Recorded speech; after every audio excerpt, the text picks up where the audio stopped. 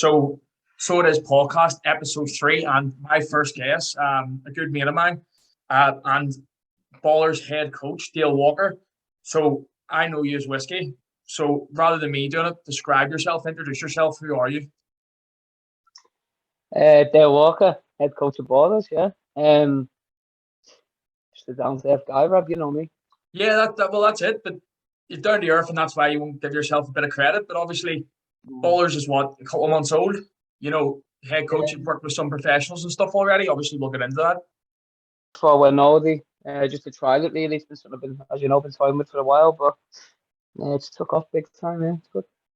Yeah, so I was trying to think like how I would introduce you. I was like, well, I'll let you introduce yourself, but I know you're too like almost humble a bit for that. So obviously, obviously, Scouse guy living in Scotland opened up a business. Coaching football. You've got a weird amount of football knowledge, which is freaky, and we're going to get into that. So I've just put down first of all, for me, I have to say thank you because you've been a big part of my journey. Obviously, you got me promoted, and you were my first boss within the Navy. Obviously, so it sounded a bit cheesy, but obviously it's the first time we've spoke since then, apart from Yeah. over text. But yeah, and you got your Linfield shirt and stuff, so now you're a Linfield fan. Everyone that listens back home will know that now. I'm Um, gonna get filled in when I walk around Glasgow. that was the best comment ever, and didn't want to send you the home kit, but yeah. So I've got some icebreaker questions, right, for you. Obviously, a bit of football knowledge. Your hmm best summer signing in the Premier League? What, this season? Yeah. Does it have to be Liverpool or any? Well, I'm going to ask you Liverpool after. Okay. Um, I think the Haaland's a deal. Like, I don't know if we got that over the line, to be honest. I think Ryan Sterling going to Chelsea, massive signing. Yeah. I think that's a big loss for Man City, if I'm honest, but I think he'll do wonders at Chelsea. Yeah. Um. So going that right. Yeah. I think I know the answer to this question, but I'm going to ask it. Liverpool to win the treble or England to win the World Cup? Um, Liverpool treble. Seriously? Yeah. After the Euros, I honestly thought it was going to be the opposite way around, but I know you're a huge Liverpool. No, Okay. definitely not.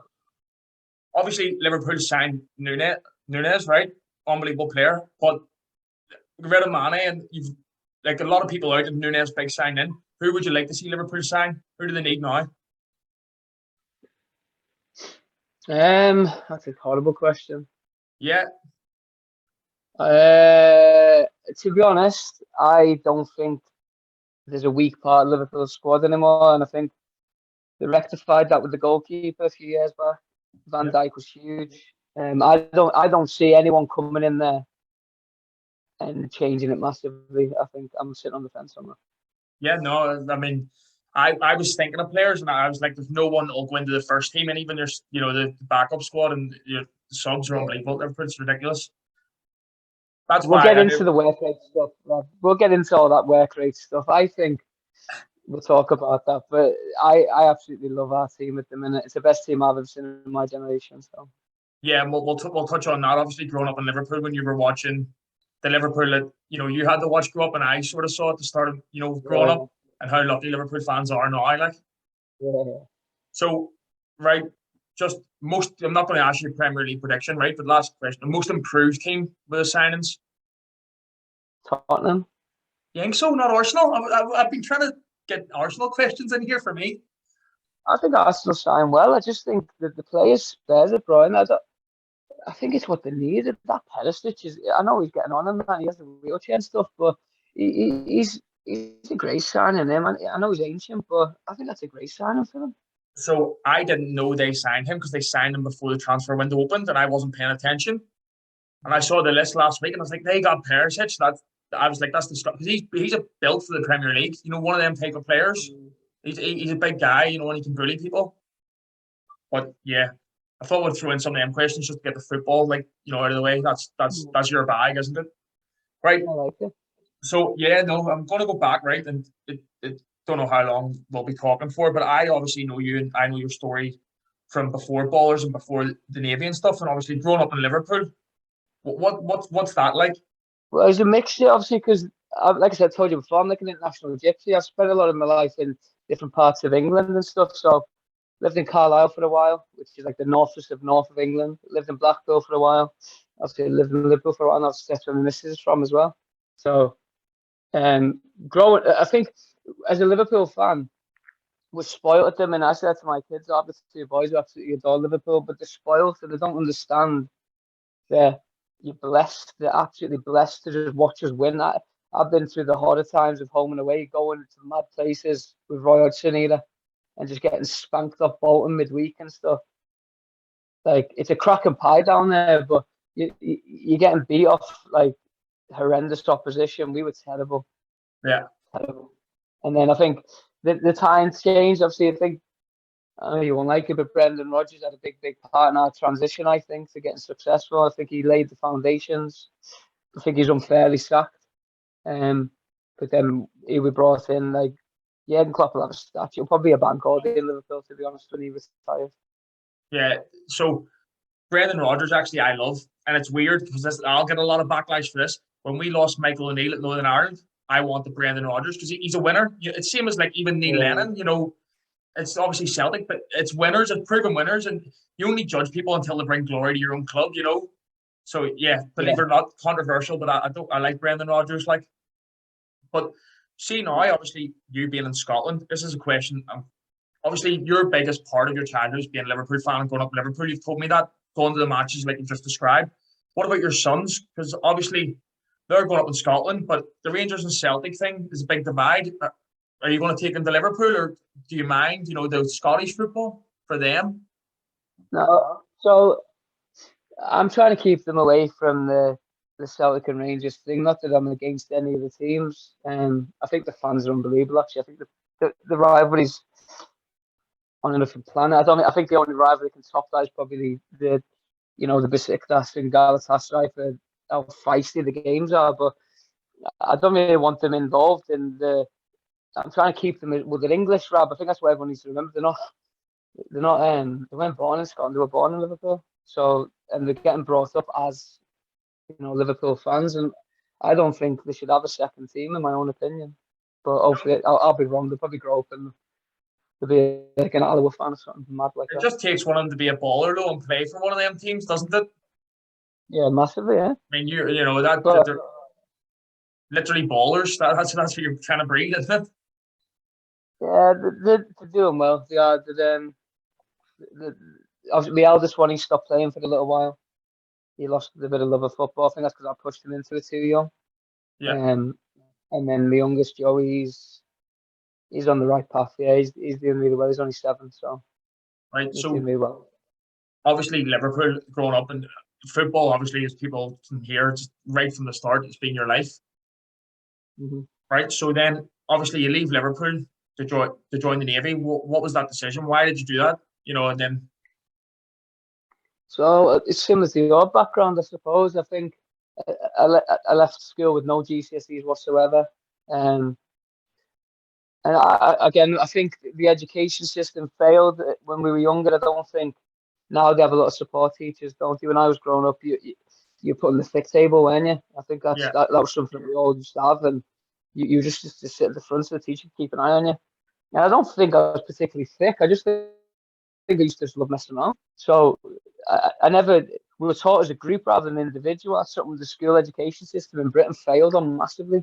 yeah. So I mean, I can't. I mean, yeah, I'm a little bit thick still, but I must have something inside me still. I can do a bit of maths now and again.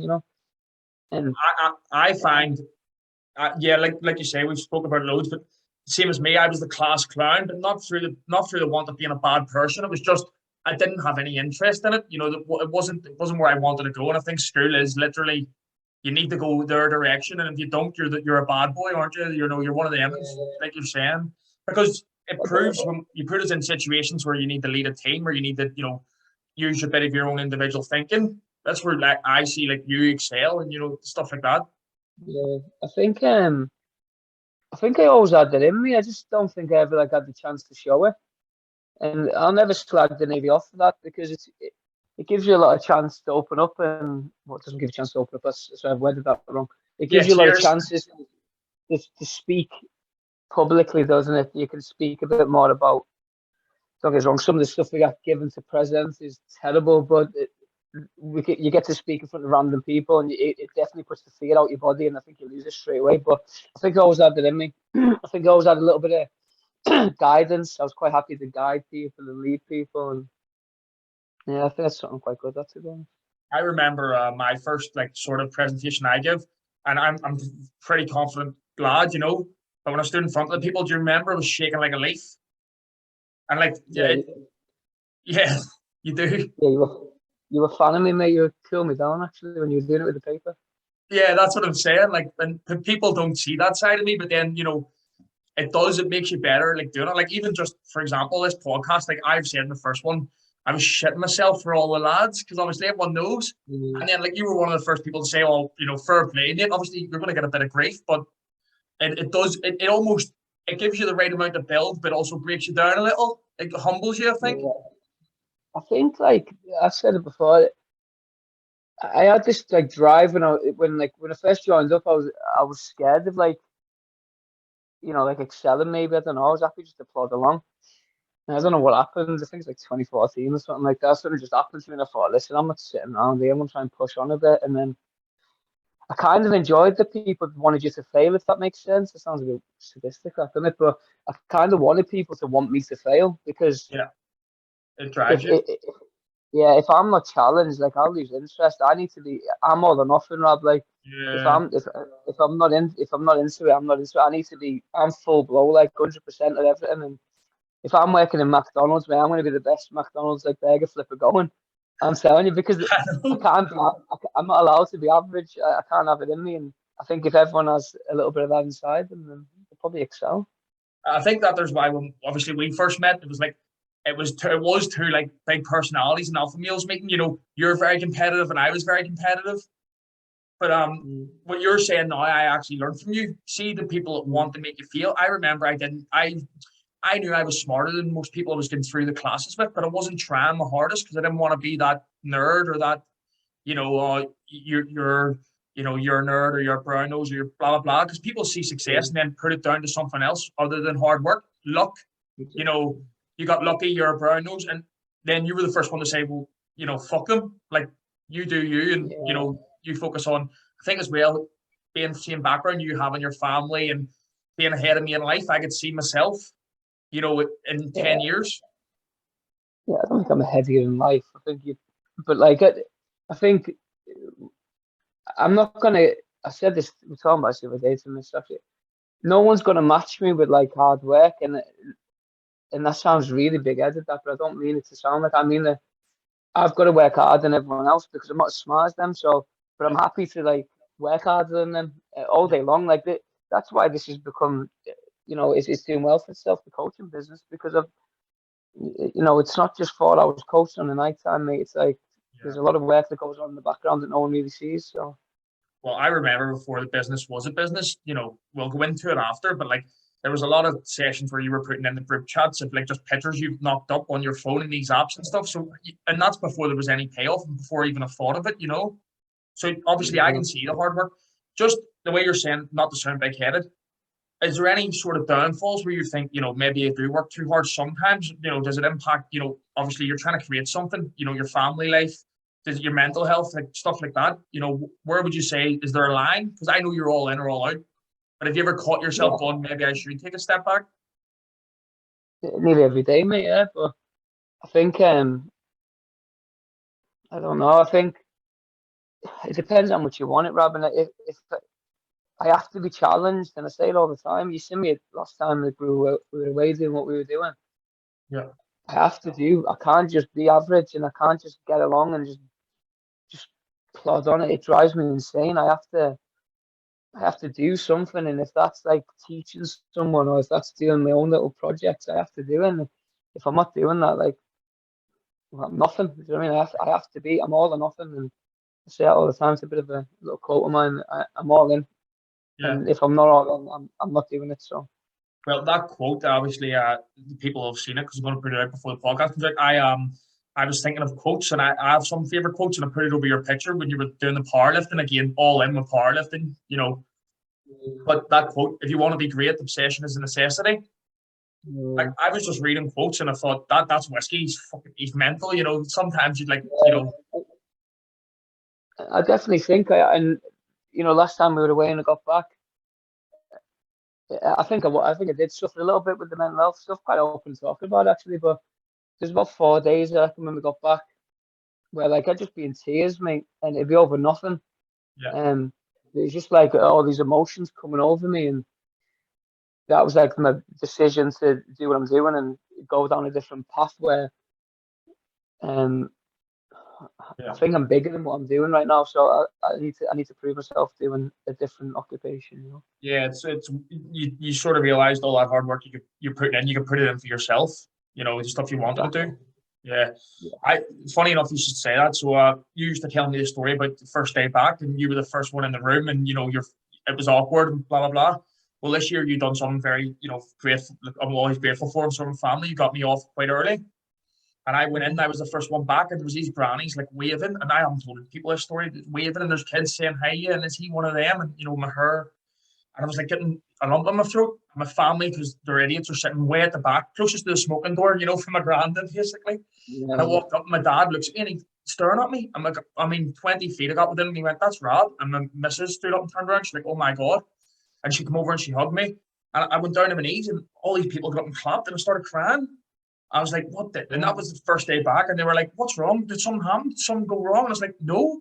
And they were going, why are you crying? I was like, I couldn't explain it. The only way I could explain it was just, I just had so much emotions. I couldn't contain them. You know, I didn't know what to say. I didn't, hello, you know, what you'd say. So, like, obviously, it's a big driving factor. Part of the reason as well, you started bowlers, but even this, I found my life just boring, you know, and like you say, this is going to sound weird. I don't know if you feel the same way. I look at people that are successful and I always, what have they got that I don't? You know, some people say, oh, you can't do Yeah. that, but why not? And that's why I was like, you know what? I just want to start a podcast and talk to people like you and stuff. Yeah. And you'll find, Rob, that people who want you to succeed won't put you down in anything. Like you should be supporting people. Do you know what I mean? In the world we're living in now. Like I don't know if you watched that UFC. I'm really the UFC fan. I watched that Paddy the Baddy on Saturday night, and it actually melted me, mate, to watch that. Now he's just a lad who's just came up from nothing again. I must say his background was terrible, but you can tell like he's had a rough upbringing, and he's literally going to turn people's lives around by just saying one thing. Now the man's going to be a multi-millionaire after that fight, Yep. and he just said the right thing at the right time, and that's a skill. You can't teach that. That wasn't even scripted. You can't teach that.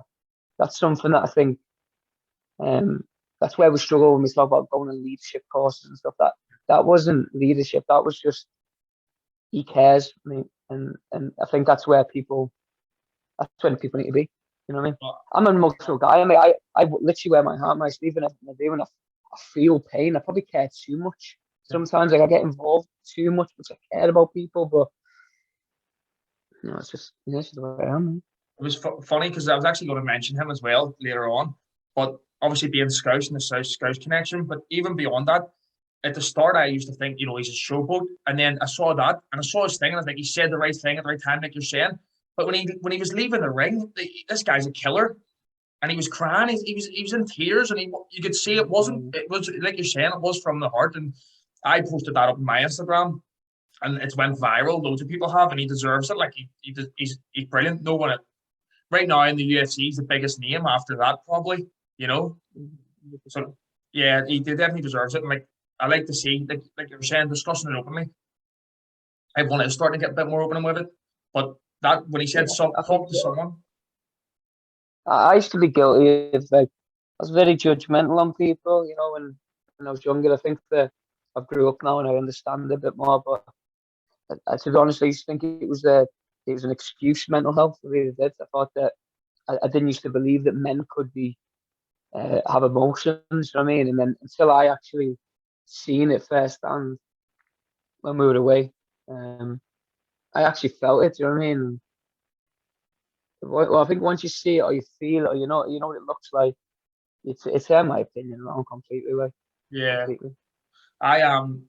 I'm glad because I wanted to go into what basically who you were before and like all this and because like you say we grew up similar and I grew up thinking I was the hardest man where I'm from even though I wasn't. I was nowhere near it, but you had to Mhm. put on that persona. So I wanted to get that out the way so we can talk about ballers and how you can your experience as well with obviously teaching kids, teaching professionals, and credit where credit's due. I saw Ballers and I thought that's amazing. Whiskey's, started this and he always said he's going to, but oh my God, has it blew up? Mhm. Crazy. Yeah, So, yeah, it's been a bit mad actually. Yeah. we'll go back and we'll just talk about Ballers. So Mhm. how did it start? In March you came back and how did it start? What was the first thing where you thought this is it? You know? So I basically spoke to Jenny Mrs. and just said before we left. Actually, she said like, "Oh, you should do it when you get back." I was like, "Yeah, yeah." Cheers. The same old thing. What we do? Yeah, I might do it. I might do it. And I got back and I just thought, right, I'm gonna go for this and see how we get on. And then started it up and just basically just asked around if anyone would be interested. Um, Tom Rees was one of the first ones to say, like, obviously, his boy's an incredible football player. And he trusted me first to basically have a session with him. And I was quite taken back. Obviously, the boy's been scouted by a few professional clubs. So I was like, yeah, yeah, let's go for it. And then obviously, I got some good feedback off that. And then it grew. And then I went on holiday, went to Cyprus 2 weeks, came back. And then my phone just wouldn't stop on holiday. It was just, I had like a little Facebook page. And then they'd just be getting messages while I was on holiday. And obviously, last thing you want to do is on your phone and holiday, isn't it? Messaging people for business, but then it just kept going and going and going, got back, and then it just absolutely blew up. And it was just like a need for nearly every day of the week, yeah. And that's how it started, really. It started from young kids from like the age of like 6, it started originally, to like 14. And then, like I said, where the mouth obviously spreads, and that's how it blew up, really. Yeah, so I saw it and I thought well, that he's doing amazing. And like you said, blew up and you were holding sessions every day. But it was all with kids coaching, and I've seen that. And then all of a sudden I saw like, a couple of Rangers players, a couple like sponsoring the Barton football team. Was there a trigger point where you thought, holy shit, this is real? This I is think, happening. I think like, because obviously I'm a coach, like me, Joey, my youngest boy, I'm a coach for this team. So I run their team, the 2014s, like 7 and 8 year olds. And obviously they're doing really well at the minute. They're flying. And then a few parents said, "Oh, we'll get them on for ones to ones." And then there's one of the parents. He owns a gym in Glasgow. Ross, he owns a gym in Glasgow. I've been using his facilities, and he said, "Listen," he said, "like I've got a few of the Rangers players in for pre-season training. Like he basically like beats them for like strength conditioning. He's like, do you want to come do ones to ones with them?" I was like, "Yeah, yeah, go for it." And then that took off, and then they had agents all the same age. One of the agents for the players basically has a group of them at Rangers. He's like, "Yeah, we'll get them in for more," and then that's how it took off the way it did. Yeah. So I obviously me knowing you and you're a big gym guy as well. It's all powerlifting. But I remember when I first trained with you, another one of our friends, and like I couldn't walk by the end of it and stuff. So obviously seeing you train kids and all, amazing as it is, I'm thinking, oh, they're with whiskey. Whiskey tried to kill me a few times in the gym. So It's what's your it's approach in funny, coaching? right? So it's funny to say that. I think it's very unique. I think that one-to-one coach is like a buzz. It's like a buzz business at the minute. I think it's probably no different to like girls getting lip fillers. Do you know what I mean? It's a bit of a buzz at the minute. It's very Yeah, popular. But I like to think that I'm original. I don't think I've ever copied anyone. I don't. I put a post up about 2 weeks ago about something that happened. A bit of copyright from someone else's behalf on my stuff. And I do push them. I'm not gonna lie. It's hard and it's unique and it's. But people think that this isn't just football coach. It's like a life lesson almost. I'm not teaching them to be football players. I know that the chance of them ever becoming professionals is very, very slim. yeah, But if I give them the best opportunity to become adults and if they know what work looks and feels like, then I've achieved something. Because if you know how to work hard, you can do anything, literally anything. Like I said, I left school with nothing, nothing at all, and I went from daft jobs. Like I said, as an apprentice bricklayer for a while, never going to make a real living out of it. Worked in hotels, doing all kinds of crappy jobs. And joined the Navy, blah blah blah, and then this just took off, and I found something that like I absolutely love. It's like a job, like Yeah. the most satisfying thing in the world. I don't get me wrong, it's long hours, but it's something that I know quite a lot about, and I can help and I can build, and the confidence when you see. I had, I had a girl, I'm not going to mention the name, a 14-year-old girl comes to me really low in confidence, and she she wasn't she's gone through a horrible age. Teenage girls, it's a horrendous age for them, 14, dealing with emotions and everything else, and then she came to me, and then the confidence blew through the roof, and the football and abilities just skyrocketed. Yeah, but So I'm not, like I said, I'm not teaching to just be footballers. It's about being decent humans, mate. yeah, so obviously when I was the reason I asked that question is because I wanted to see, your answer and the honesty behind it is class. Because when you obviously start bowlers, I have a friend that does another coaching academy back home in Northern Ireland stuff that was telling you. But a lot of pages I see are all very professional about football and coaching, but yours seem to be very family oriented and very like close knit. You're doing the kids and parents strength and conditioning. So when you said there, I want to give them the best opportunity to be adults as well as everything else. That's where I think bowlers is a bit more unique. And was that Yeah, was that planned or did that just happen?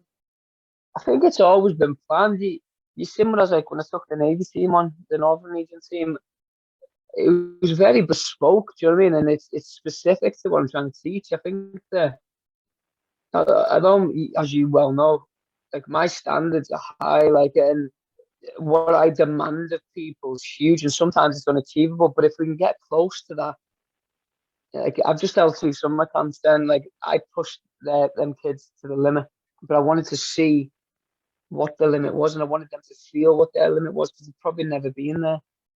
But the main reason I started it was because I don't think kids play football enough. I think because when we were younger, like I was told to get out the house. You know what I mean? Now it's so protected because we're living in a different world, and I actually understood that my boys play for Helensburgh, and they train once a week and then play a game on a weekend. So I train Joey. So he does an hour and a half on a Wednesday, and then he plays like a few games on a Sunday. Now, if he only done that, he's roughly getting 2.5 hours of football a week. Now, I used to play 4 hours a day. Now, and I wasn't particularly good by any stretch of imagination. So, what chance have these kids got if there's nothing, if there's somewhere that's not safe, it's not fun? What chance have they got of ever doing anything in a professional sport if they want to go down that route? And that's basically the main reason why I started. Yeah, you see all the success stories of like footballers like back in the day, Messi and like even the Pelés and Neymar on the beach and in the slums, like kicking balls about with no shoes and all that. And I remember even when I was a kid, terrible footballer, but um, like just messing about with a ball all day. But you're right, like no one ever does that now. I'd never see it. If there was three of us, we were playing knockout. I was in nets, but we were playing knockout. Yeah. You know. But so all that, right? And then we spoke about how bad you are in terms of like, you've got your work ethic's just insane. But I spoke a bit on it. But also at the start, you said about your competitive nature. Where does that come from? Is it just being from Liverpool and just earning what you've got? I don't think I don't know. I think that I hate losing in anything I do, and I hate being second best in anything I do. Like I think that's why I can't be second in anything, and it's horrible because it can proper take over your life, and this could be anything. Like I could be racing my own kids, and I've got to come first. Like it's awful because, but again, it's got a good and a bad. Obviously, I don't get me wrong, I would never make my kids like I trip that lad up to win the race, and I'd never make him cheat to win a race, but like I want them to feel what defeat feels like as well. And I think that's very important. I want see when you get kicked down, it's not it's the reaction that makes you strong, Rob. It's not getting to the top and being spoon fed. I don't think there's any business in the world that's just started from the bottom. I think that it's graft. And like they haven't just been given out. He's 100 million. Good luck. The work that goes in behind it, and that could be the smallest of things, like like a football match. Do you know what I mean? And but when you get beat 3-0 on the weekend, it's how you react. It's when you turn up to train, like you turn up with your head down and out, like because you're not going to be a winner. Yeah, work harder. Yeah, work hard. If you, I've got no issue with talent. Sometimes you just get beat by a better talented side. But if you don't work hard, that's not an excuse. Like, there's no excuse for not working hard. Right. So, question, and I've been waiting to ask this one.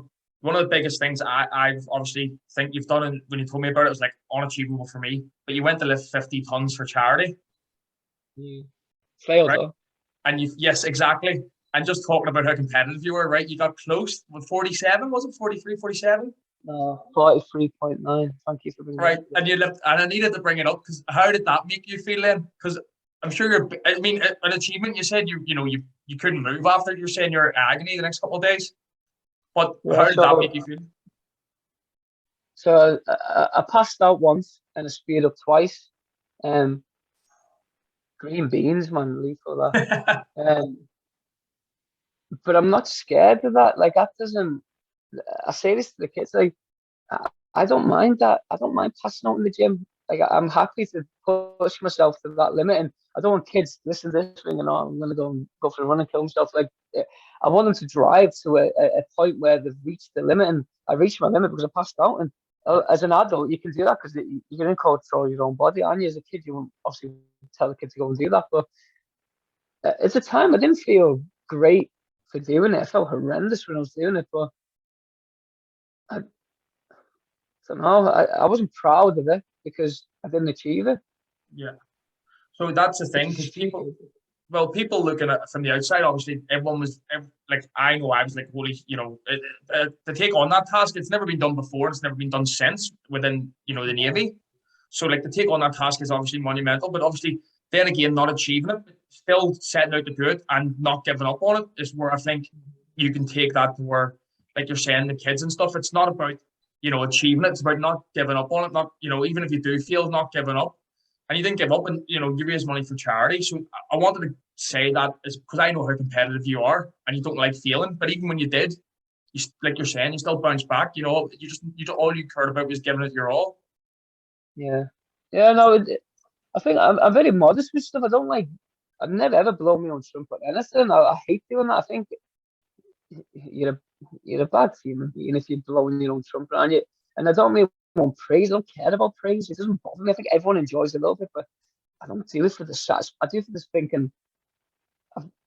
Sometimes I do it to throw it in people's face a little bit, but like there's a lot of people who hate you, Rob. There's a lot of people who hate on you. Do you know what I mean? And some people are that sad, they're happy for you to fail and fall flat on your face, and that happens a lot in any walk of life. So I probably do it for self satisfaction and knowing that people don't like me doing it a little bit Is that why you've got a Range Rover now? as well.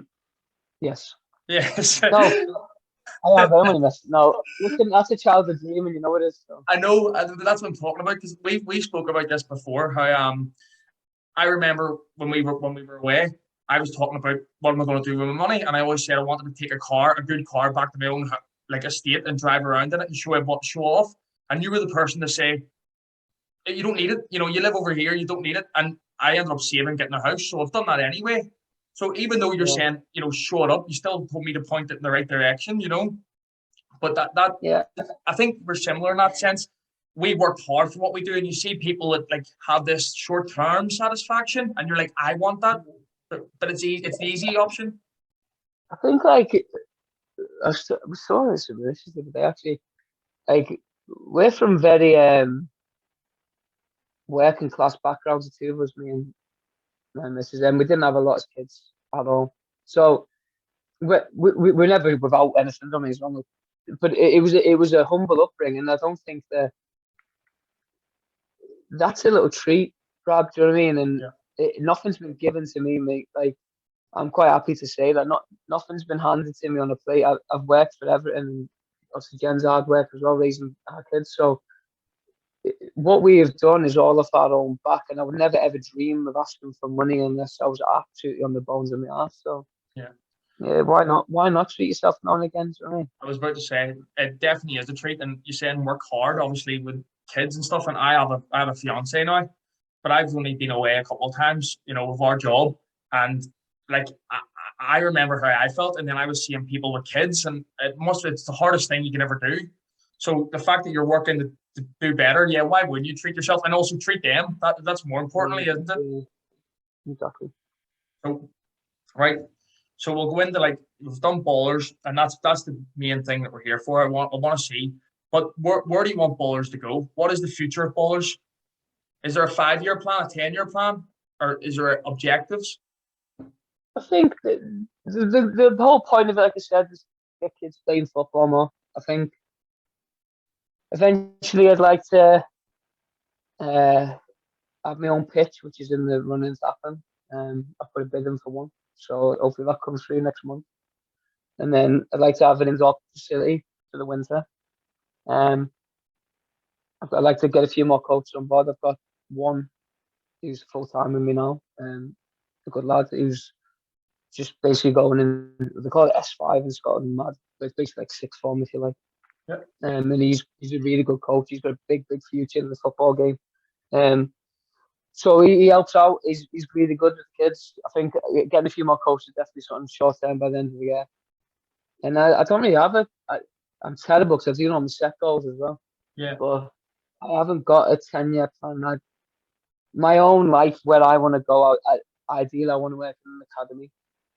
I think working with youth is probably the best place for me. I think I'm good with.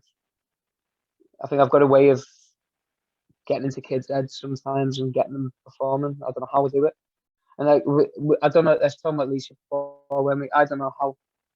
I think that's a silly question to ask sometimes. Like, what means good leadership? I don't know. Yeah. I think that's a silly question because I don't think anyone really has an answer for that. Because we all work, and some of us need to be sent to rock up our ass. Don't mean to be told to.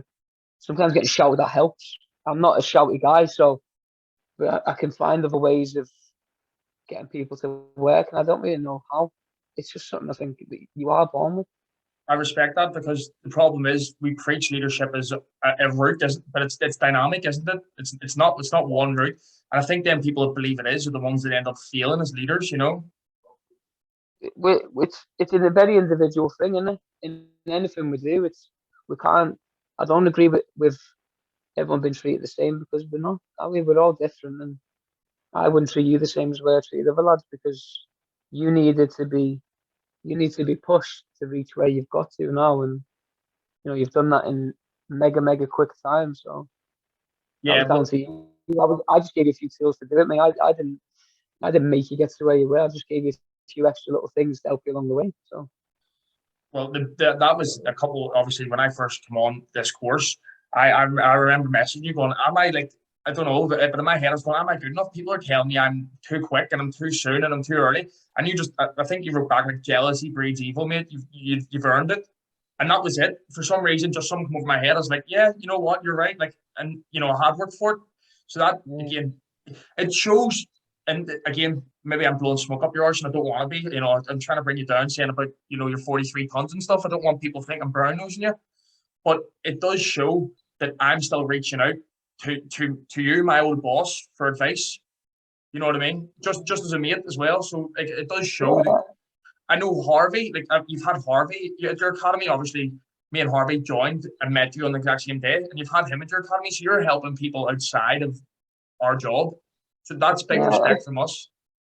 no, it is, and I think it's a throwaway comment. It's you can say like, "Oh, my door's always open." I hate when bosses say that because it's a lie, isn't it? But Yeah. like, I think that I know you're probably going to ask me this at the end, but when people say like, what do you remembered for? I think someone will always say like, I was always there for someone, Rob. Do you know what I mean? If they gave me a little bit of effort, I was always there for them. And I think I can be honest with myself, and whenever I retire, whatever, I can always look back and think I've gave every single person that I've ever met who showed me any sort of respect, the time of day to be the best that could be, and I believe that with everyone. I mean, we could make a list coming, but we'd be it all night. So. Yeah, exactly. So, basically, this podcast is around just chatting, having a good laugh, and eventually want to have on other people and have fun. But also, it's more about what is a success. Do you need to earn loads of money? Do you need to, be well known, popular? So the question, obviously, I could ask you, how do you want to be remembered? But you've covered that. But do you see yourself as a success? Uh, Not yet. I Okay. think I think I've done all right. I think I've been lucky. I was involved in a lot of stuff when I was a kid, a lot of bad stuff. So I've done well to get rid of that. But that's a massive thanks to, Jen took me away from a lot of stuff, and I was involved in some stupid, stupid things. God knows what would have happened if I never met her. Do you know what I mean? She kind of made me into a man a little bit. It's quite. I'm not going to get too deep on the podcast because she'll start thinking not to buy flowers all the time and stuff. But um, she helped a lot, and she did shape me a little bit. Similar to the way I done with you when I gave you a few tools, she done that with me. So yeah, she deserves a lot of respect for that. But I don't think I'm a success. I think success on different things because that's a personal level. And I don't really Yep. care what if someone thinks I'm a success. I think that if you can look yourself in the mirror and think, for example, if you're a dad, did you do everything you could do as a dad? Yep. So I know my dad can never do that, and I know my stepdad can never do that. He can never look in the mirror on his deathbed and say, I did everything for that boy to do the best he could be. Because he never, that's a lie. Yep. Because mum basically brought me up on her own. So that's a lie. So when you can look at yourself and think, I've done everything I needed to do, I actually think I've been a better work colleague than what I have been a better family man because sometimes you spend that much time away Yep. with lads that you give everything to them, do you know what I mean? And Yep. you almost adopt them like you're a son or a brother or whatever. So Yeah. I can't. I went around the boy a little bit there to answer my question, but I don't think you can say any. I don't think you can judge success on wealth or what you're holding in your house. Listen, I seen 17-year-old lads, sorry, 18-year-old boys driving brand new Mercedes parked outside their mum and dad's house. That's not a success. Yeah.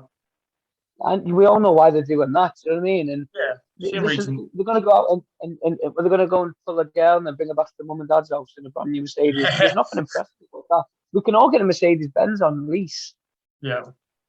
but have we earned it? And you ask yourself that, and you listen to both them podcasts. You ask yourself, you're a success. But I look at you and think, what you've done and where you want, you've got a plan, haven't you? So, and you're reaching that earlier than what I think you expected. You've achieved what you wanted to achieve, and you're on the right path to doing the massive stuff you want to achieve. So, you're a success when you finish that, haven't you? Yeah. So that was my answer as well. So the exact same as yours. Like I've done things where I've been successful. Like I've been successful to get a house. But uh, success is like up here, and I'm trending in the right direction at the moment. But some people would see you as a success. You have your own business now. You drive a Range Rover. You've got a happy family. Like that's success. But at the same time, it shows your drive, similar to mine, to where I'm only I, trending to where I want to be. I don't actually think I'll ever be 100% satisfied with what I'm trying to get because I think I've got too much drive and like again I don't know where it comes from. The competitiveness I honestly don't know where it comes from because I've got a sister who wasn't really into sports that much. I wasn't any competition there. Like you'll have my brothers, they're only competitive, but that was never a thing. I never wanted to be average, Yeah. and I think that's good advice to anyone. Just don't be average. Yeah. Be happy, but don't be average. Don't settle for this. Like I said, if I work in Mackey's for 10 years, Rob, I guarantee I'll be the best person working in Mackey's. Yeah. So I'm not going to let someone who's frying the chips be better than me flipping the burgers. Do you know what I mean? I'm the Yeah. best burger flipper going. And I think you should be confident. Yeah. People lack confidence. I hate when people say the fat, Rob. That drives me insane. Yeah. Do You were something. guilty of it. You were guilty of that. Yeah, I remember you And shouting at me for it. I don't want to hear about it. Yeah. Do Listen, something. because exactly, exactly, and it sounds bad, but there's people out there that can help you with that. Mhm. So you know, what I mean, I remember that the fittest, deepest fittest thing we done, and I remember you shouting in my ear, like and you weren't even shouting because most people would shout, but you were walking beside me, and I remember you saying, "You didn't call me fat. Just remember who you were. Remember who you were. Remember who you don't want to be, and keep going." Yeah. And you just kept on saying, "You said, if you stop now, you're going to be who you don't want to be." And I was like, "Geez, this is deep. This, Like, but it's honest." but I get emotional saying that. I don't know with Yeah, obviously when we done it with Kieran as well. yeah, I got into his head and he turned into like he basically had gills, mate. He turned into like a freak, didn't he? Because I yeah. was saying stuff in his ear to like I don't know how I do it. Again, I don't know why I do it. I just care. I'm just guilty for caring too much, probably. It works because in perfect example there is we seen really fit people, really strong fit people not finish it, and then we seen some people you would look at and you think they're not, they're not built for this, and then they did finish because they had the right mentality and the right support. Like the group that we had that trained, like together, all of us finished it. But there was people that were fitter doing their own training. We said you won't match us because there was something that clicked, and Yeah, I yeah, think again, we go on about talent and that, don't we? I don't know if we're going to cover that, but we talk about talent a lot. We throw it away a lot, don't we? About talent and hard work, and you, you can't teach hard work, Rob. Um, I've tried with kids. I think sometimes they've always got it in them, but they can just be a bit lazy. I don't think you can teach it. I don't think you can teach hard work. I think it's inside your upbringing, and I think if you've had like quite a humble upbringing, you'll succeed. You know what I mean? You look at sport, the majority of sportsmen or women, they're all from very, very humble backgrounds who are successful. so right, last couple of ones. So just for you, looking now, just a couple of examples of like, where you find your motivation or inspiration. Is there anyone you've looked at? And obviously you can give some personal ones, but like, I mean, in terms of like maybe footballers or people you admire. Yeah, there's a few. I think inspirational. I think I'll start with like personal ones. I think I don't think I have an inspiration. I think I have someone I look up to. I think my father-in-law massively. He basically took me in. Um, and my mother-in-law, obviously, they really done a lot for me. I think wife massively. I think she's put up with so much stuff with the job and work and everything else that comes with it. Um, I can't think of anyone in the Navy that I'm good mates with and I get on with and respect them. But I don't think they're inspirational. I think that I always think people could have done more. I think that the bosses that we've had together and the people that came on board for us were very, very good men. I think, and they helped us. I don't think they were inspirational, though. I think that's a big word to throw out. Sportsmen, I don't know. I don't know actually with sportsmen. I can't even answer that one because I don't think there's anyone I look up to and think, yeah, he's brilliant. I love the fact that I love Steven Gerrard, probably my favorite ever football player, but I don't think he's inspirational. Yeah. I think I love the way he carried himself on a football field, and he was never ever scared, even though he's playing in a terrible Liverpool side for so long. I kind of admire that, but I don't think he's inspirational. Just So like I can't respect and answer. admiration. Yeah. The inspirational Yeah, huge word because it is something you want to almost be like, isn't it? So yeah, because a lot of people say like the granddad don't feel whatever, but I think they do have the yeah, sentimental value. I think they throw yeah, that out there because he's passed away or whatever, and I yeah, never got to meet one, so it's hard to say. yeah. Yeah, I don't have an inspiration though. Oh, that's all right. So I'll finish on this, right? So you've obviously got all different age groups. If there's a young baller out there, right, who is nervous about coming to the academy or, is looking at that, like, what's your advice to someone, young, for say from, 5 to 15, where they want to go join your academy? Like, how would you not sell yourself, but, just encourage that? Uh, what do you provide, for these things? What advice would you give them looking at you? Sometimes I'll ask them like what's it to be scared of? Do you know what I mean? Like what's like because you can tell in a kid. I think it's easier to tell in a kid when something's wrong than one adult because they'll have the face that you can tell something's wrong. And I think because I've got my own kids, I think that helps. Definitely help with coaching, but I can also speak to them. Um, be confident in who you are. I think that's a big one for me. I think that, as I said before, I don't care what level of ability they are. I don't actually. I would rather have someone who'll give me 100% in training, and I know for a fact he'll never or she'll never ever become a professional football player, 100% over any professional all day long.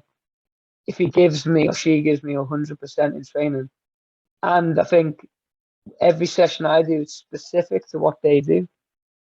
So he can't pass a football. Well, we'll work on passing the football, but I also don't concentrate on the weakness. I concentrate on the strengths. Something we don't do in any walk of life. We're quite happy to point out the weaknesses.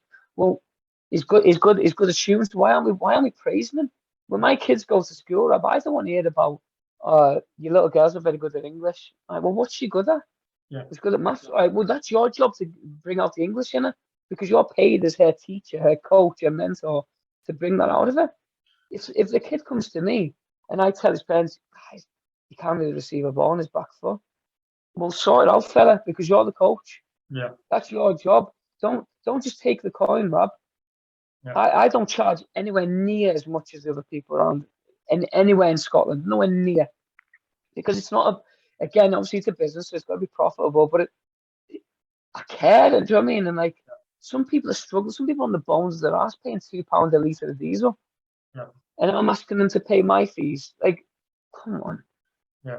I care, and I want them to be nurtured, and I want them to be turned into good human beings. And if they can make a living out of football, fantastic. But if they can get a good job, and they look back one day and think, "Do you remember that coach I had with the stupid tattoos all over him? Do you remember him? Like, he taught me how to be an adult. He taught me how to work hard, or like at least inspired me to work hard." And I think everyone I touch or I get involved with or I speak to, I want to inspire them in some way. And listen, if I can do that to 1 out of 10 people, then I'm doing more than the majority on this game. Well, I don't want to ask anything else. I think that's perfect. I think it's perfect to end on that. What you've just said there, anyone watching that obviously can see how much you care about your academy, about the kids in it, about everyone, obviously.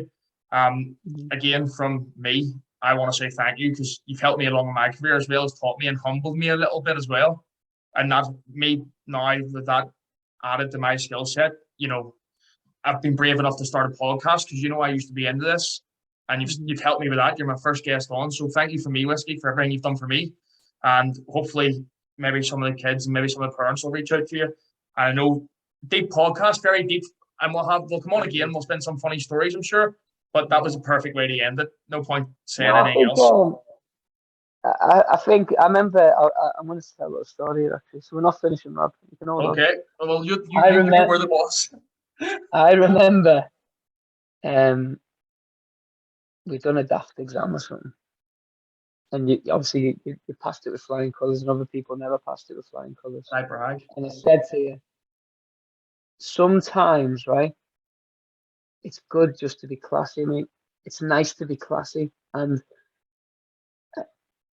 again, I'm very modest with stuff, but I knew I knew I was stronger than a lot of people in our line of work, and I still think that now, and I know how far we could go with this. I know how far I could go with this career, but it's not for me anymore. Sometimes it's nice just to be classy, because it's also nice for people to judge you. I mean, it's actually nice. It's a nice feeling. We'll see when you get a nice, strong character, and you can deal with that. It takes a bit of practice, but it's nice for people to think he's good in, so I'm not going to like him. Because see, when you can walk high, and someone can come on and ask you the question, and you're positive with your answer, mate. That's a success, mate. Yeah. Well, you used to say, you used to always say that thing to me, like, I back it up with my knowledge. I remember you always saying, like, I'll back, because I was, and I'll admit that, because me, obviously being young, just a fat kid, when we're going on now, but me young, right, I was just a fat kid, so I was good, I was okay at sport, I played them all, I enjoyed them all, but I was never the guy, you know what I mean? I was average at most and, below average at others. But then even in school, I was smart, but I was never the top. I was right in the middle classes. And then I got in the Navy. And when I actually started trying and switched on, I was like, I can be the top. I know I can be better than everyone. And I think because I'd never had that before, I wasn't humble. I think I was so used to people, being that, good and them and showing off. It was my turn to show off. And then all of a sudden they get on the boat and you realize, like, it is different, different skill sets and different people make different environments. And you were the first, like you said, first one to say it. I remember that. I remember that exam. I remember what you're talking about. And someone, I think it was one of the guys, he said something to me, and my comeback was something like, "Yeah, but you failed your exam or something." And I remember, and you didn't say anything there. I think you put me aside after. You're like, just be classy, and that's what you said. And it was really all that really humbled me to where like, yeah, I don't need to prove anything. I'm only proving it to myself. I can back it up with my knowledge. About you know, like you're impressing Yeah, because it takes a lot to impress me. yeah, Like, because I know how, you know, I know where you're going to go with this career, whether you want to take it even further or whatever you want to do. So you're not impressing me because I already know where you're going. So it's not going to impress me with that comment. That comment's just you just belittled someone, haven't you? And you knew that at the end because you'd apologise for it. So that's not gonna make you any better by making that comment. That's what I'm trying to get at. And I think I used to be like I was a bit of a dick as well, and I was very very confident, and I'm still confident now, but I don't need to show it. Do you know what I mean the clowns that we work with? You don't have to show that because sometimes in any job, there's always someone who's a bit of a buffoon, isn't he? yeah, And that's fine because he's got there through his GCSEs or his A levels or his degrees or whatever. Listen, we could all revise from a book. It takes a strong man, mate, to be the one to stand up and help someone out, mate. yeah, There you go, well done on that one. yeah. No, that's great, mate. Perfect. Whiskey, thanks for being my first guest. We need to do it again. So we do. Obviously, the first one we had to touch on everything, including ballers, including what I've taught from you, because no one knows our connection. So now Yeah, they yeah. know a bit of the story. Hopefully, we'll have you on again. Yeah, mate, We'll do thank it you. again in a bit. Come on.